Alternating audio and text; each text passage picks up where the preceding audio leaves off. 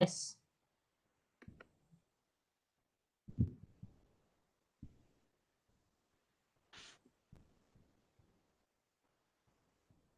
Yeah, it's on. Okay, thank you. Happy evening to one and all. I welcome you all for the 410th mental health webinar session on the inclusion in schools. And we have our wonderful expert, Abhirami.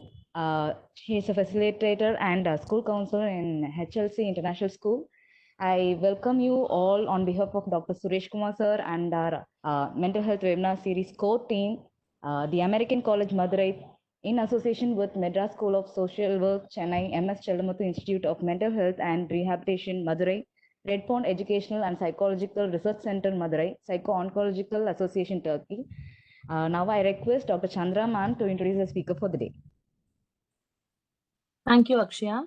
And I'm very happy and pleased to introduce Ms. Abhirami, the resource person of today. She's a counseling psychologist and she's currently working as a facilitator and counselor at HLC International School.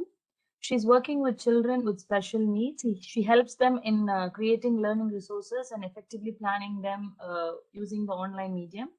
She has also been a fellow teacher with the Teach for India Fellowship during 2018 and 2020. She has her MSc Counseling Psychology degree from Rajiv Gandhi National Institute of Youth Development, Sri Perambudur. And she was also a diploma in fine arts. She is a Bharatanatyam dancer. She has got an internship at Kavita Neuro Clinic, Bhaktavatsalam Vidyashram, and Wisdom Hospital. She is also volunteering as a telecounselor, and she has been volunteer in different projects like Teach for India, Kanavu, and she has got a couple of publications published in reputed journals. She has presented papers, attended to workshops and courses. She has also experiences in teaching Bharatanatyam, and she's a blogger as well. So she has got multiple interests. With that interest, we are very much looking forward to listen to you, Ms. Abhirami, on inclusions in schools. So thank you very much for accepting our request and being present here. Without further ado, I leave the session to you. Now it is yours. Thank you. Thank you so much for the introduction. Very happy evening to all of you. I would like to thank Dr. Suresh for giving me this opportunity. I was his student and I'm so happy to be a part of this group today.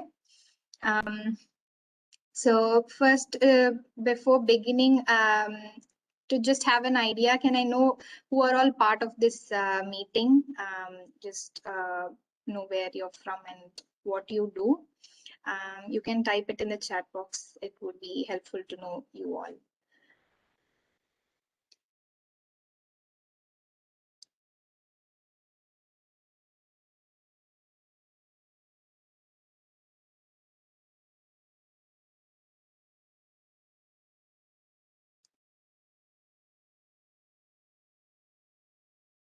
Dear participants, I hope you all listen to the request of the resource person. Kindly put a line about yourself and what you're doing so that it helps the resource person to discuss with you in a better way. Thank you very much.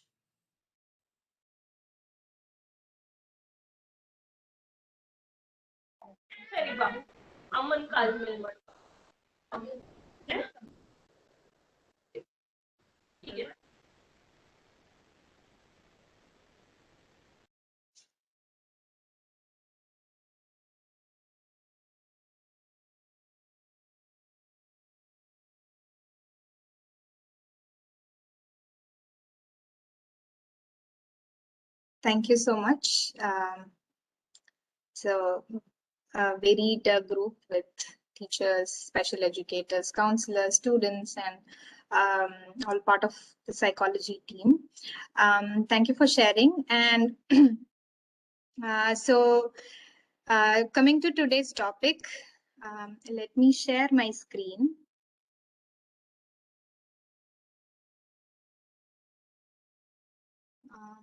Can you all see my screen?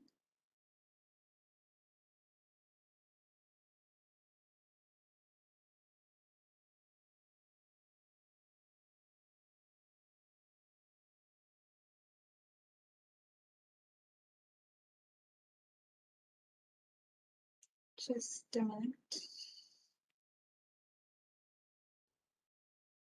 We can see your screen. Okay. Yes. So understanding inclusion in schools. I would like to start with a note that I am in the process of understanding inclusion in schools since I've been working in an inclusive school right now. One question to all of you: what do you all think? Before I share what my understanding is, what do you all think what inclusion is? You can unmute and answer or type it in the chat box. Good evening, ma'am. This is Anita here. Inclusion is actually to include the special needs children into the classroom setting. It's a kind of integration into the normal stream, including a special needs child into the normal stream and a classroom setting. Yes. Thank What you. I've understood about. Yeah. Thank you for sharing. Anybody else? Inclusion of special needs kids. Okay. There's also another response saying it is a comprehensive education. Learning environment. All right. Thank you all for sharing. So this is a definition I got about what is inclusion.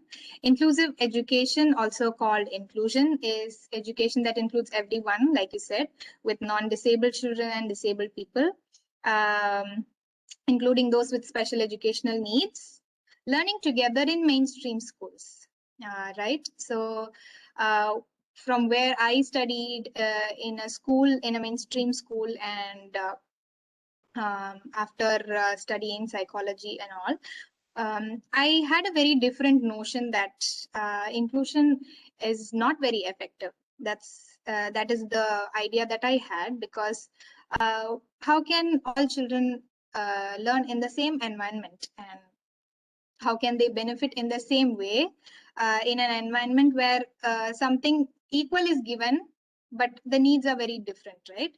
So I had that notion, and thinking of the skill set of teachers, of the school administration, how parents understand inclusion, I felt that one part of the population, one group of the population might not benefit well in an inclusive setting. That's what I was thinking. But later, I got to know, I learned more about inclusion, and I started understanding it. And I got to know that inclusion is not just bringing all children together, treating them equally. There was a time when children with special needs were excluded from receiving education, but it is not just admitting them in schools, but it is where a system fully works together. The whole system, the education in a school, which includes the system. The system includes the school administration, teachers, academic coordinators, school psychologists, counselors, special educators, physical trainers, therapists, parents, and the children all together. They constitute the system. So each person working in the system is working towards helping each child and helping them reach their destinations, attain their needs in very different ways. And all of these people working in the system understands that this is inclusion, and attending to each child's needs is what is inclusion. So it does not stop with just including all of them, but it is effective only at the implementation level.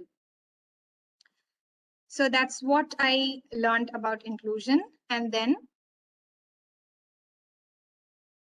inclusion might seem very overwhelming. If we look at the system, how can all the people come together and making inclusion successful might be very difficult when we think of the whole system together. So inclusion also can happen at very individual level, right? Many of us would have studied in mainstream schools. It is not just in inclusive schools where children with special needs are also part of it, but even in other mainstream schools where special children are not included, inclusion is required. Because in a class, if we take, there are children who have higher levels of learning, there are children who are below the average, there are slow learners, there are children who learn with different learning styles, right? So how do we include all of them together? So that is where inclusion comes at the individual level. Each child, each teacher, each subject teacher, the school administration, all of them work together, and they also take individual steps in order to meet the child's needs. So this with the experiences I have had with children, and with the experiences I have had in different schools, one thing that helps us include all children is differentiation. So I would like to talk about differentiation a little. Differentiated teaching occurs when a teacher plans a lesson that adjusts either the content being discussed, the process used to learn, or the product that the child needs to give from students to ensure that learners at different starting points, they are all benefiting from the instruction that is given, and they are and their needs are met, and they are able to succeed in whatever is there at hand for them.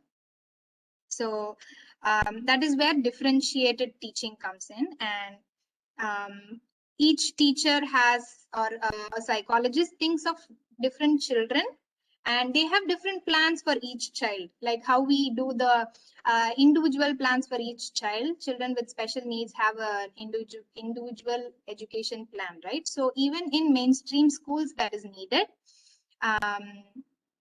keeping in mind the different learning styles that children have. So here there are three things: the content, the process, and the product. So it is the same content that is delivered, but how we deliver that content differs for each child. Or it can be, we can group the children in different parts in the classroom, like 3 or 4 parts, and then deliver that content in a specific method or process to that particular group. And how they express their learning, how do we know if they have understood concepts, if they have learned or not. And the product also differs for each group that we are addressing. So this is how differentiation is done, and differentiation helps a lot in including all children. So lessons that I learned from children is that this is a classroom that I used to teach, and this is the current online classroom that I have. So children, I would like to talk about five different children from whom I have learned how differentiation is very important. So there was one child, she was 12 years old, and this was in a government school. So generally children come from a lower economic background. They are all, a majority of the classroom would be below the average level, and only a few of them, small percentage of the class would be excelling in academics. So this girl, she had immense concentration and focus with whatever task she had at hand. And I used to go as a teacher with just one plan for the whole class. So I would be delivering it in the same way to all the children. And this particular child, with all the chaos around, she would just understand it. She would grasp it in few minutes, and she would be sitting and waiting for me to give the next task. So I remember feeling very frustrated that she was not giving me the time, and she was doing things very fast. But today I feel I feel that I have been very unfair to her. Like she was a child who would grasp anything easily, but I was limiting her learning in that classroom environment because I did not have the resources to give it to her to meet her needs. And also in the current classroom, a 6-year-old boy, he would, while teaching odd and even numbers, all the other children would be taking time to just grasp the concept. But this child, he was a gifted child. He was so intellectual, and he would just blurt out shortcuts to find out if number was odd or even. So his level of learning was so high, and asking the child to wait for all the other children was like stunting his growth, stunting his learning in the classroom. And he used to get bored, and he would start talking and disturbing other children, and this would also happen. So it is very natural that teachers and other people in a school system, we leave away this population who are gifted and who are highly intellectual. These kids are left alone, and their needs are not met properly. So it is very important to have very challenging tasks for them, and attend to their needs as well. So these are two stories, and there is another 7-year-old child who had special needs with hyperactivity and all that. It was very difficult for the child to sit in a classroom, but surprisingly, in the online classes, he used to sit throughout the class. He would just sit and listen, and maybe he's not listening, but he would just sit it out through the class. So later we realized that this child was missing his friends and looking at all the children, all his friends on the screen. He loved seeing all of them, and that's why he was sitting there and he was engaged in class.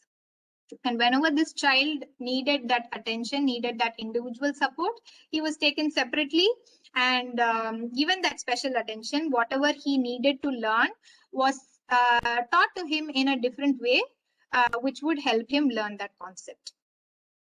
Maybe he might not be able to reach the level that other children reached, but he had his own goals.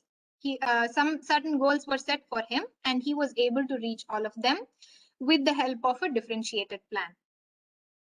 And there was this other child with Down syndrome who was who also had intellectual disability, but he was included in the same classroom.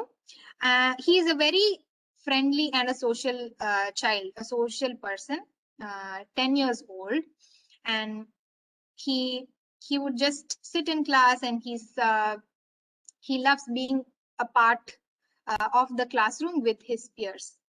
So even that child would have a separate plan.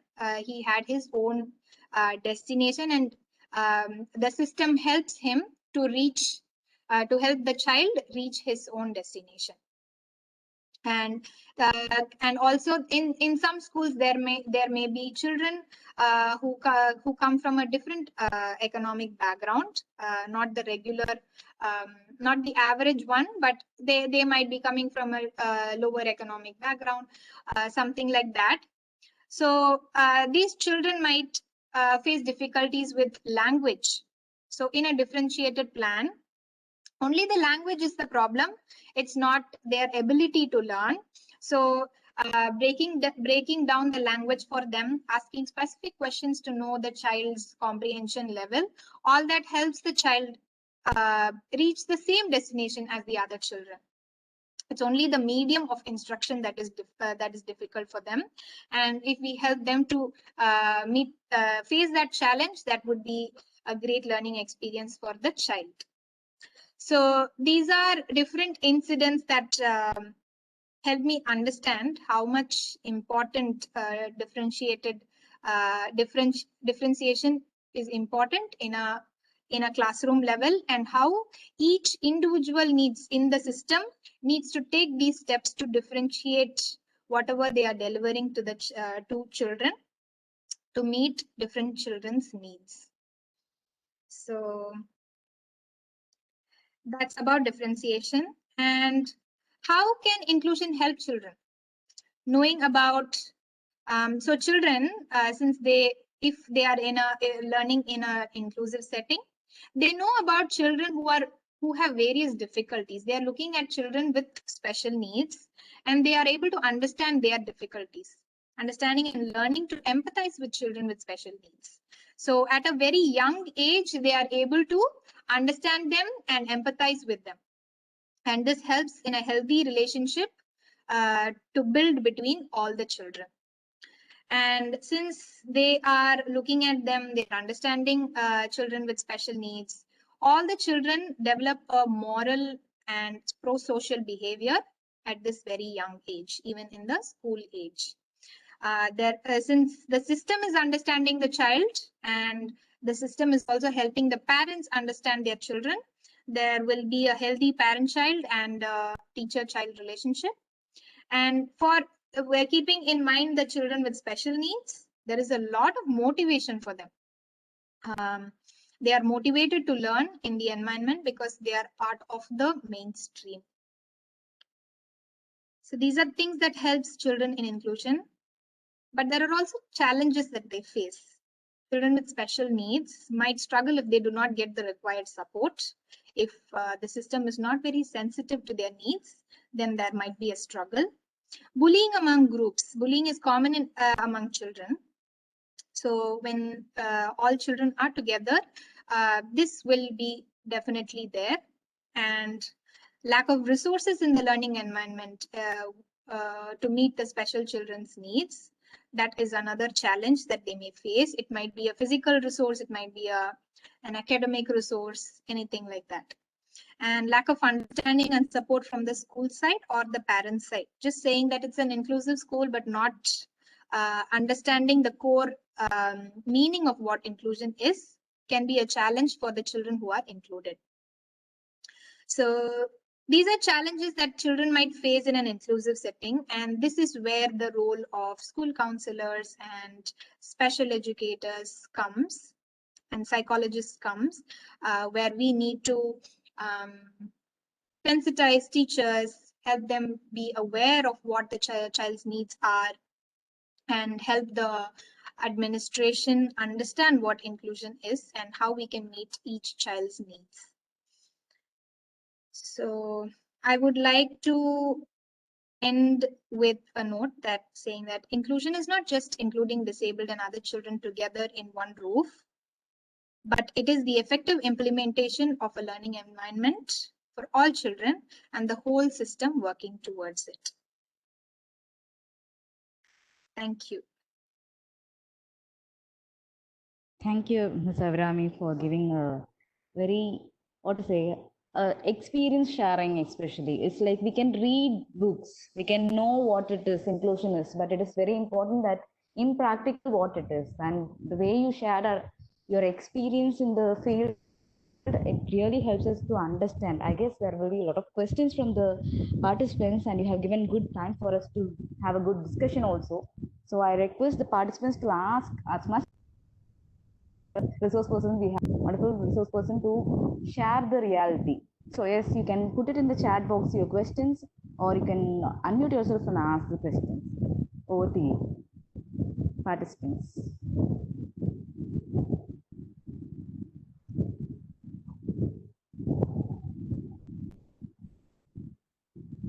Hi, this is Sri Vidya.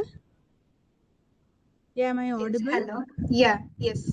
Okay, and it was a nice, wonderful presentation. I have a doubt here.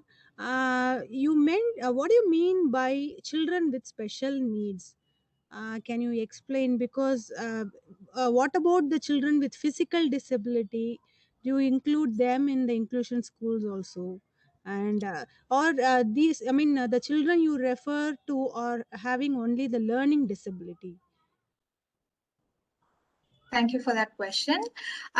So children with special needs, I meant all children, even the government laws and policies, they tell about including all children, any children with any disability. It might be a physical disability, it might be a learning disability, it might be intellectual disability. All these children come together in one place is what is inclusion. Thank you. And does it include the visually impaired children also here? Is it possible to include them also here? Because it will Yes, be a different kind of system on a whole for them. So I Yes. saw in the first slide a child in the first row. I think the child is a visually impaired child. Yes. So, what are the difficulties as a special educator you will be facing to train the child among the other children, or what the difficulty the child will be facing because among the peer groups, if the child is included? Yes. So definitely a child with visual impairment will also be included in an inclusive setting, in an ideal inclusive setting. So having a separate individual set of instructions for the child, how can instructions be delivered to the child? Nothing visual can be used. So it has to be in the form of something related to touch, and using other senses will be part of their learning plan. So that's how they will have. So these children who have special needs will always have a specific, they call it individual education plan, IEP. That's what we will be preparing for a child with these kind of special needs. So they will have their own set of goals, and how we can, what are different activities that we can give the child to learn the same concept but in a different way. So that's how we will be addressing that child's needs. Thank you. Thank you, ma'am. Good evening, ma'am. Yes. Yes. Yes, you Hello. can go ahead. Yeah, it's been a wonderful session, ma'am. Thank you very much. As a parent of a child who has been in an inclusion model of school from past 14 years, my child is a normal child, but they have inculcated more than the children being a part of this curriculum. The normal children benefit a lot at a very young age. They learn patience, they learn adjustability, they learn how to help, how to be very how to make them comfortable, and they form a very protective ring, ma'am. I've seen very less cases of bullying. Rather, I haven't come across it at all, even in the classroom environment. And even the parents of the other children also, during the test time, exam time, we volunteer to go and help the child to deliver the answers. Yes, they do have a different pattern of questions. But from our side also, as a parent, we just go help them to deliver the answers. We write and give, we submit the answers. Like it's a holistic type of approach, ma'am. We have learned quite a lot from this setup, actually. I just wanted to convey this message, ma'am. Thank you. Yeah, thank you so much for sharing that. It's a very beautiful environment when we see an inclusive school, like what she shared. Children, their empathy and understanding just develops in such a young age. As psychologists, we learn to empathize now, but these children, it just comes very naturally to them when they are in an inclusive setting. Thank you so much for sharing that. Thank you, Vijay Priya ma'am, for sharing the experience. It's like really nice to hear this beautiful setting. Right? I'm falling in love with that more and more. And there are a few questions in the chat box to Avi ma'am. I'll be reading it for you. There is a question from Shabnam ma'am. Please share at hindsight, how would you help a gifted child in the class, the girl you mentioned? Yes. So a gifted child will always be looking for something very challenging for them. The normal content is generally challenging for other kids, but for them, it has to be even more challenging. So thinking of higher order questions for them, and having extra worksheets for them, testing their speed. So teaching a concept when the other children are working on it, this child will already have finished it. So giving them an extra worksheet, testing their speed and all that, having that in hand will help keep the child engaged. If it is a girl, generally girls are, they'll just wait, but it might be difficult when we have to handle boys, because they will finish the work and they will be engaging in destructive behavior. So having that and keeping them engaged as a teacher or a facilitator in the classroom that would be very helpful, and it will also meet the child's needs. Yes, thank you, ma'am. And there is a question from Anita, ma'am. Do these children get any concessions from the government, ma'am? Thank you for the wonderful session. Yeah, they do. So concessions in the, if it is a child with learning disability, they might get an extra hour as for them to write. If it's physical impairment, they may get a scribe to write for them. For visually impaired children, somebody else writes. They will narrate and the other person writes. The scribe will write. I have seen people with auditory and visual impairment. There might be a scribe who knows sign language, and they will get the information from the child with sign language, and then they will write it down. So this way there are concessions for them. There are also other syllabus like the open schooling, where children can take up any subject that they want in that syllabus. For example, children who cannot do math need not learn math. They can just learn life math. That will be helpful for their general living, and they need not learn the tough complicated math that other children learn. So they can pick whatever subject they are comfortable with and learn. So these are some concessions or other options that children with special needs have. Thank you for making it clear, ma'am. Participants, if there are any more questions, you can put it in the chat box or you can unmute yourself and ask.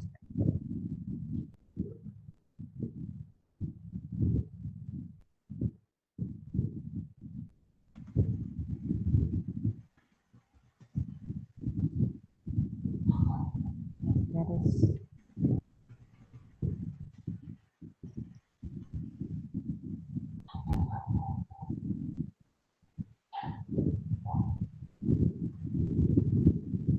Okay, I have a question, ma'am. Shall I? Yes. Okay, as a psychologist or as a teacher, what will be the difficulties that the psychologist or a teacher will be facing while handling the inclusive population? That's a great question. As a teacher, I think preparing all of it will be a challenge. Like having 3 different plans for the same class, you're going to handle only one class, but then you still have to plan in 3 different ways. That can be a challenge, but with practice, it becomes very difficult, and it helps a lot in reducing other challenges that the teacher face. So when we have only one plan, it's very difficult to actually manage the class, because some of them are struggling to meet those needs. Some of them have already met the needs, and then they are just waiting and they are bored. And there's this middle population who's still figuring it out. So meeting that challenge is very easy when you have a differentiated plan, and when you're thinking of all the children and then planning in different ways. So now when you have a differentiated plan, you have everything set in class, and it becomes a practice for a teacher when they keep doing it consistently. As a psychologist, I think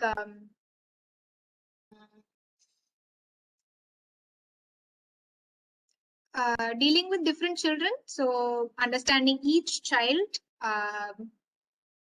to their fullest, and being very sensitive, helping the teacher understand it, and also the challenges might keep building if the child is not has not met its needs, and he or she is not getting the needed support for a prolonged time. There might be effects of it. The child might have different behavioral issues, and all that would have developed. So handling all of that would be a psychologist or a school counselor's challenge, and establishing that rapport and bringing them back in the setting would be a challenge. Yeah, that's what a psychologist might face. Thank you for making it clear, ma'am. Participants, any more questions? So there are some feedbacks in the chat box. So let's see. Hello, ma'am. Yes, ma'am. Kindly go Thank you for ahead. the wonderful session. How do you handle parents, those who are a little difficult, those who are in denial of their, child's problems? If they're not ready to accept the child's problems, and how do you handle them, ma'am? Thank you. Yeah, so when a psychologist and a teacher are at par with each other and they understand that this is the child, this is who the child is, and this is what he or she needs, and explaining that to the parent will help a lot, and helping the parent understand that you thinking that your child wants to need this place might not be helping the child. The child has his or her own way, and he or she needs to reach that place in a very different way. What you might think is the way might not be the way that the child needs to follow.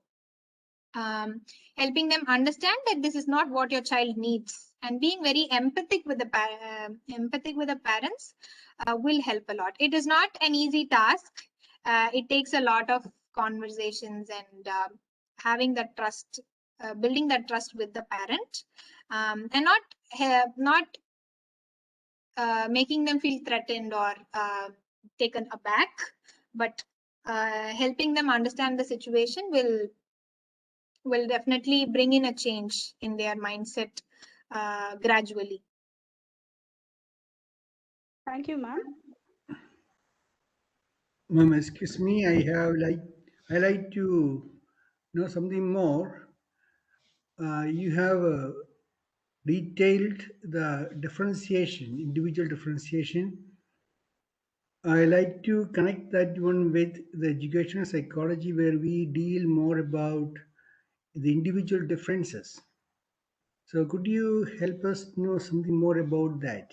How does this individual difference have an influence on inclusive education?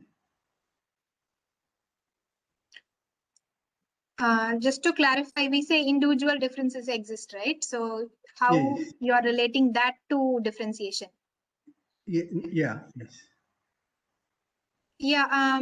So individual differences exist is just each child is very different from each other. They have different needs with respect to their physical needs, with respect to their behavior, with respect to their academics, and also emotionally they have different needs, and their learning styles may be different, and each child has its own personality, right? So they are very different from each other, and attending to that, and we can put them into categories. We cannot be teaching each child each lesson in different ways, so we can categorize them into different groups and help them understand concepts or learn in the learning environment. And that's how we do differentiation. So differentiation is done because individual differences are there. That's how I would relate both the concepts. Does it answer your question? Yeah, okay, but I have something more to be clarified. See, in the context of inclusive education, you are speaking about the basic challenge that every child is facing. That is what is meant by differentiation. But in the context of education psychology or psychology, when you speak of individual difference, it also refers to an added ability or a drive that a person has more than others, like interest or aptitude or attitude, whatever may be, like that. So my question is, in an inclusive class, as you have given us few examples of a girl who is gifted like that, how do we, as a teacher, find it more productive for each individual child? Or when we plan the lesson, is there any way that we can make sure that every child is addressed in a different way to its satisfaction? Okay. So, when thinking of interest and attitude and the motivation that children have, I think in differentiation, also the process that I was talking about, delivering the content in different methods. It's not that this group gets it only with this method, but different methods can be given to the same group. So in that way, a variety of ways, the child is learning a concept in a variety of ways, and that will keep the child very engaged, very involved in class. And also, the concept is getting reinforced in the child in different methods. So it gets imbibed in a better way than just learning it through one way. So, Okay, thank you, ma'am. I'm not sure if I've Thank you, sir, answered. for the question. So, thank you, ma'am. And is there any other questions, participants?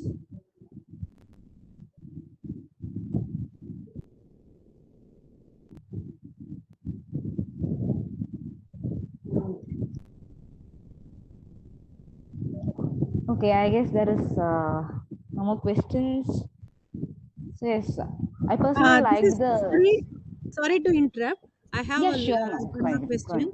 So, as a counselor or psychologist, where do you find it more challenging, whether in a special school or inclusive school? Because sometimes it may be very interesting and sometimes it might be challenging. So, where do you find it? Can you, if possible, I think it's more challenging in an inclusive setting. In a special school, there are only children with special needs. So there is a set structure for them. In an inclusive setting, the population is even varied. So I think there are more challenges in an inclusive setting. We are also thinking of the other side of the population. So planning for all of them is more challenging. Thank you. Thank you, Srividya ma'am, for the question. Okay, yeah. We will wind up the session. Yes, thank you so much, Ms. Abhirami ma'am. It was a wonderful session. A lot of even when you started with the class, like started what is inclusion? What was your previous idea of what was inclusion, and now what is your view about it? I really had that shift. I also had this idea of inclusion. How can it even be possible when it comes to a lot of already there are difference in the group and there are inclusive people, and what will be their emotional state as such? It is really hard for them to get in contact with others and how it is going to go. And there was another one ma'am who even shared her experience how people are growing emotionally when there is this inclusion in their classroom, even from the childhood. It's really nice, and it was a wonderful informative session, I would say, and a lot of experience was shared. Even a lot of questions were asked from the participants, which gave even more insight in the topic. Thank you so much, participants, also for being very active, and also for the wonderful resource person. Now I request Dr. Salim sir for giving the formal vote of thanks. Thank you, Acham ma'am, to giving the vote of thanks today. Really, we had a very good session with the Abhirami ma'am. The topic understanding inclusion schools. Actually, it was I believe that in our series, this is the first topic from day one today. So it was a very eye-opening session. Abhirami explained very well about inclusion in schools, and you rightly said, ma'am, it's a very challenging job. Inclusion together in mainstream schools, actually. So you rightly explained inclusion is not just including disabled and other children together, but it is an effective implementation of like a learning environment for all children and whole systems, like inclusion of all system level, like administration, teachers, academic coordinators, like counselor, trainer, parents, children. So really, it is a tough job, and I believe that all the participants really learned very well, because I can see the questions they throw from different 360-degree angles they throw the questions. And you rightly explained it is really tough job to handle the inclusive settings. So there are a lot of cases. You explained 6-year-old boy with hyperactivity child, Down syndrome child cases and all. So we learned a lot, ma'am, about really it's eye-opening session about inclusions. I believe that all the educators, psychologists, maybe can work in this area. Maybe inclusion is a third area, because doing separate job in special needs and working in normal mainstream school is very easy. But when it comes to the inclusion, it is really a tough job, I believe that. But I don't know how the success rate, as a resource person, you have to tell the success rate of this inclusion in the schools. Anyway, thanks for the very wonderful session, ma'am. I'd like to thank on behalf of American College Madurai, MS Chadalamurthy Institute Madurai, and Madras School of Social Work Chennai, and Red Pond Educational Institute, the Psycho Oncological Association Turkey. So thank you, Abraham, ma'am, and thank you all the participants. Thank you so much. Thank you for the opportunity and all the feedback and questions that you've given. Thank you so much.